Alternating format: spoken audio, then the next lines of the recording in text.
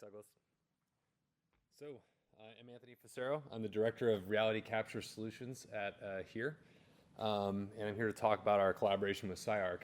It actually goes back quite a ways. So I actually, first job out of college, just got my architecture degree, and I came to work for Ben and Barbara in Orinda. So I used to do these projects with CyArk, and as you can see, I continue to do the same thing more or less. So it's been had a big impact on me. So I'll probably give a little cultural history of here to begin with. I'm guessing, just quick show of hands, who's ever heard of the company called Here? Okay, that's pretty good. So Here is the culmination of a number of acquisitions, actually, and probably the biggest of which is Navigation Technologies Incorporated back in 1985. And a number of firsts for that company. A lot of it revolving around in-car navigation, which is still our primary product. When we went IPO at Navtech, I changed it to a Q at the end. Great job, marketing people. And in the legacy of great brand names, we are now an adverb. So Here is the name of the company. And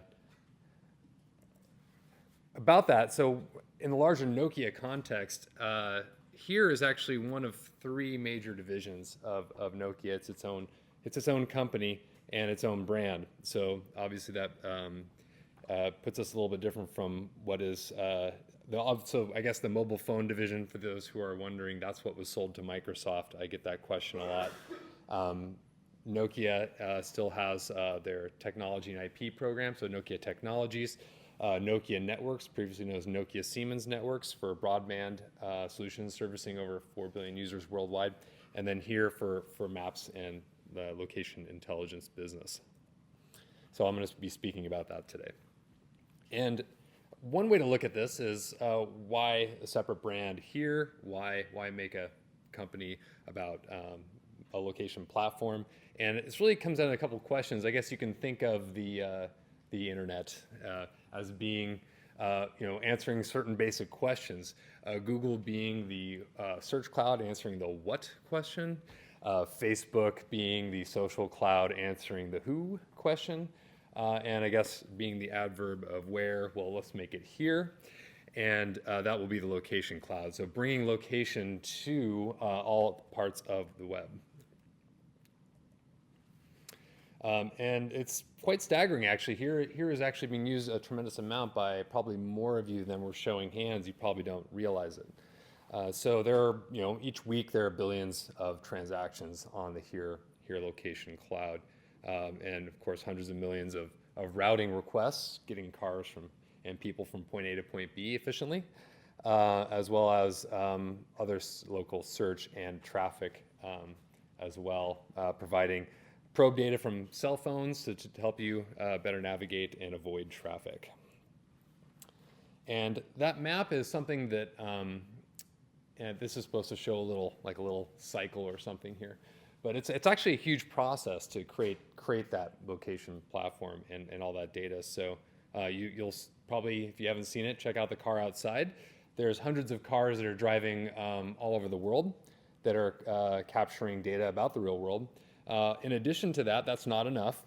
There's tens and tens of over 80,000 external sources where this data is sourced from and goes through a quality control process before it's added to the map. Millions of changes are added to our map every day. We also have some really cool stuff like indoor, buildings with indoor maps. If you've used our Here applications, you'll see that. Navigation in over 196 countries. So by far the world's most comprehensive map that you've never heard of. Leading brands trust Here. This is our three main areas of focus: consumer, automotive, and enterprise. So I'm actually in the enterprise business unit, but probably our biggest focus is going to be on consumer and automotive for in-car navigation for, say, Volkswagen or BMW or Mercedes. And of course, we have a great relationship with Microsoft. So Bing Maps uses our data, Amazon, also Yahoo as well.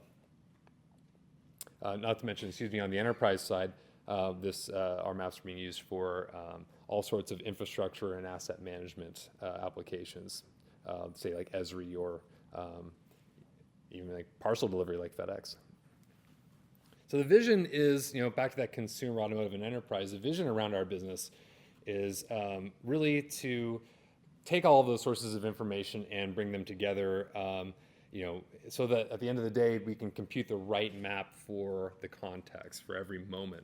And when we say every moment, we mean when you wake up in the morning and your phone tells you that, hey, you've got traffic coming up, you might want to leave 10 minutes earlier. Or when you get into the car, that's a different navigation experience that it's, let's say, helping optimize for fuel or to get around traffic. So, really computing the right map for every moment. And at the core of it is this reality, call it the Here Reality Index. So it's much like web crawlers that Google and other search companies, Bing, send out into the internet to map the web. We're sending out our vehicles to map the real world. And that forms really the core of our ground truth, that we take all those sources of data and we can actually compare them against. And so, maybe a little bit about the brand name, so in our slogan.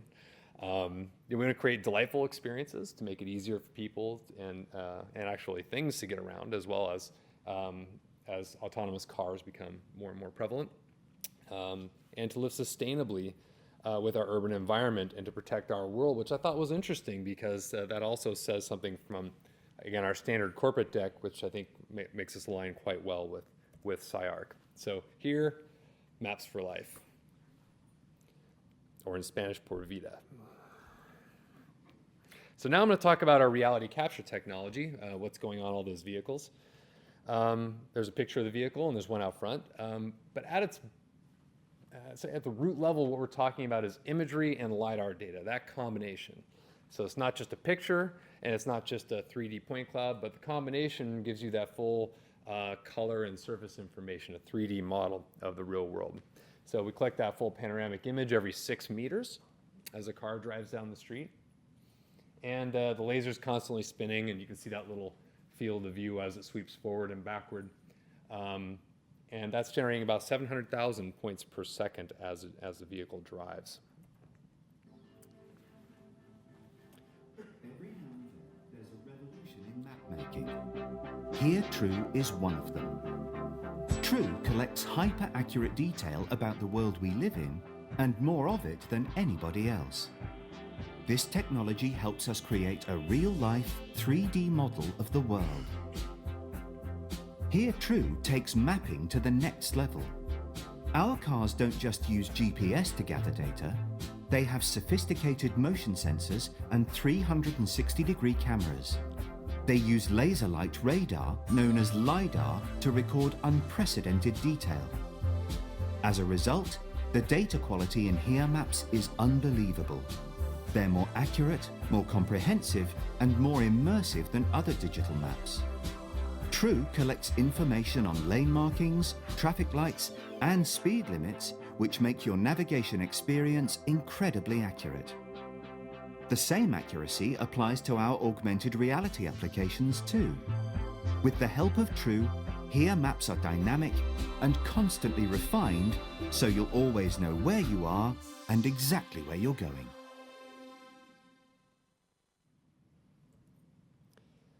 So some of the components of that mobile mapping system, to break it down, we have position and orientation provided by the GPS and inertial system. So we get, if you're driving up a hill or down a hill, we'll be able to correct that data afterwards. So when you look at the panoramic image, you're not looking at the hill from the side, but we level it. We also have, there are 4 cameras, and that actually gives us a full 360 by 180 degree panoramic view around the vehicle. They're just very, very wide angle cameras. There's also that Velodyne LiDAR. It has 32 individual laser sensors that are generating all those points. And it's very important. It goes up and down because otherwise drivers will tear them off of the vehicle, which happens more often than you'd believe. More details about the components. So 4 cameras, each having 24.1 megapixels. These are built in-house. 180-degree horizontal field of view, a vertical field of view about 120 horizontal. Great dynamic range so that you get the shadows and the highlights outside. And these cameras are extremely tough. They can survive all weather conditions, although you don't want to take pictures in the rain. It doesn't do a good job for the image quality. Or if there's bugs on the lenses, you might want to wipe those off, which happens very often. And they're designed to sort of go all day, every day for at least 5 years. The inertial measurement unit is collecting data at 100 hertz, giving us position and orientation at a high frequency. It's non-ITAR restricted, which is important, meaning that we can actually take this system into any country without it being considered a ballistics grade guidance system. And the LiDAR sensor is, as mentioned, generating about 700,000 points per second and has a nice wide field of view. Oh, and to mention about a 2 centimeter single point precision on the range accuracy. So it's not millimeter like, say, the indoor mapping technology that others are that CyArk is using generally. But when we're talking about city scale projects and mapping large areas, this is more than adequate, as I'll show. Very important to this is, in scaling this, is being able to operate the equipment without distracting the driver. So having a touchscreen Microsoft Surface tablet with our routing software, which automatically routes the driver, tells them when to turn left and right. And then we have a mobile phone, so we have our own Windows Phone running our own application, which gives the application internet connectivity, but also reporting in to see where those cars are at any given time, and to see if they're hanging out at Taco Bell just in the parking lot. That's good to know. Example of what those pictures look like in terms of really wide angle, their fisheye projection, and again, those four different viewing angles. So that's sort of like what the raw output looks like. So there's a lot of work that needs to go from this to making it something that looks like you would see on here.com or on Yahoo or Bing. And here's what sort of the raw LiDAR data looks like as it's outputted. As you can see, it looks pretty neat, but it's also very bulky and difficult to deal with as well, especially when you're talking about millions and millions of kilometers of road. And a couple stats on how much data we're collecting. Right now, or as of the other day, about 16 terabytes a day are being generated from the fleet. And so Iron Mountain, I'm sure you're going to want to come talk to me afterward. We might be a good customer. But a lot of this data, has to be collected, processed, and uploaded. Obviously, if we wait more than a couple of days, you can imagine what sort of backlog we would get. So this is all happening, this massive big data pipeline to the web, 16 terabytes a day, and growing very rapidly. So now about the partnership with CyArk and the Historic Cities Initiative. Maybe I'll show you two maps, which sort of tells a story. Here's an example of some of the current CyArk projects, and here's a map of vehicles that we have out there. I think there's quite a bit of overlap there. How about we work together and take some of that data for those historic cities, and CyArk's experts can actually make really wonderful and useful products for preservation and for site management of our cultural heritage. And so I'm going to show a video that was produced by CyArk. This is hot off the press. I think this is maybe a couple days ago or maybe even last night, of some of the colorized point clouds. And this is a very raw output. So this is really what it looks like coming right off the vehicle and with very little post-processing. But what I think it's really exciting is you look at that and say, well, that's not too amazing. I see much better point clouds from the terrestrial scanners. But when you have that really high resolution imagery and you composite it on top of it, you actually get a really nice representation of the building. And this is something that can be, again, we're talking at driving speeds going down the road, mapping hundreds and hundreds of miles in a day, between one or more cars. It's something that can really scale and help with that, hopefully help with that 500 initiative. Of course, there's many more sites that happen to have overlap. We're investigating that right now. But yeah, we are really looking forward to this because being able to use this information for preserving our cultural heritage, but also there's a lot of other applications as well in managing our world's critical infrastructure as well that I think CyArk and here have a great partnership going forward. So thank you very much.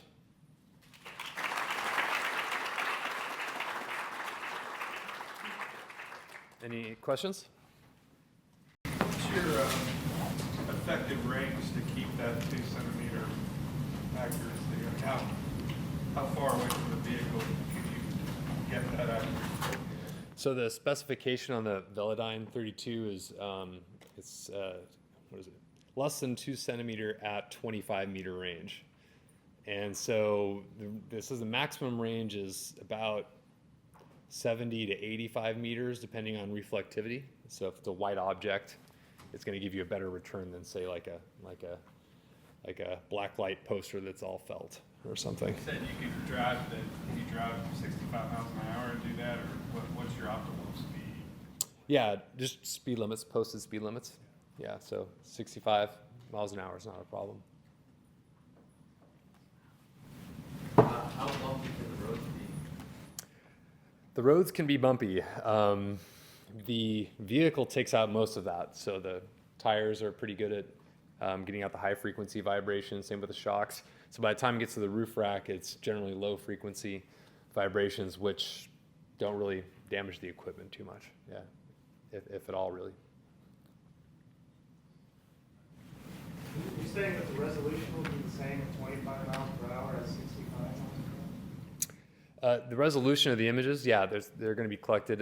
You could just say that maybe if it's dark outside, there could be motion blur for an object that's really close. Like if you happen to be passing a semi, and that's close enough, then yeah, there'll be like a motion blur because the shutter speeds are somewhere around 1,000th of a second or 800th of a second. And so yeah, if it's something close to the vehicle, it could have motion blur. Yeah.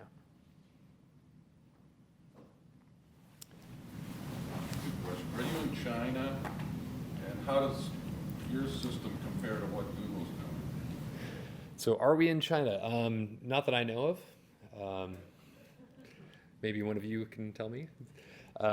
As far as the, what was your second question again? Sorry. How does yours compare to what they drive on in their car? How does it compare to the competition?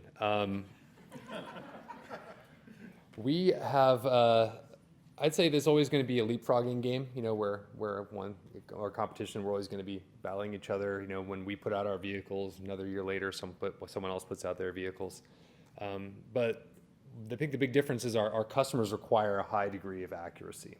So if you're talking about autonomous navigation, where the car needs to have lane level information ahead of it, it needs to know to prepare to move over to a lane or two, the curvature of the road, those types of conditions. We have requirements from our automotive customers, and that's our business. And so if you compare to our competitors, generally are not in that business. They're in the consumer business, which generally doesn't have those types of requirements. So we make a larger investment in our equipment than our competitors do because of our customers' needs. Google, do they do the LiDAR business? Google, I think they have some sick laser scanners. I know exactly what they have. They have a couple sick laser scanners. But so LiDAR is it's a capture technology, and so it's fine. A lot of people are using LiDAR, and I believe Google does, and sometimes they don't. Just like some of our cars don't have LiDAR as well. It's just a matter of using the right tool for the job, and for us, again, our customers require a higher degree of precision than our competition. For your final product, between CyArk and here, what do you foresee it being for Philadelphia, New Orleans, Edinburgh, Rome, etc.? We see the SNP that you just showed us in Philadelphia. Where's it going? So where's this partnership going? Ultimately, CyArk's mission is to archive this information and to, of course, create these awesome deliverables and engage with the community and education and other things. So that's, here likes that, that's great, but it's not our core mission. We may pitch this data after a certain amount of time, maybe it gets old and we decide that's enough, it's no longer useful for automotive customers. So having partners like CyArk to create, again, drawings, things that site managers can actually use or can make decisions on, that's not something here is going to develop. And also, again, to preserve that data, to make that available, in the far future, or in case there's a real problem.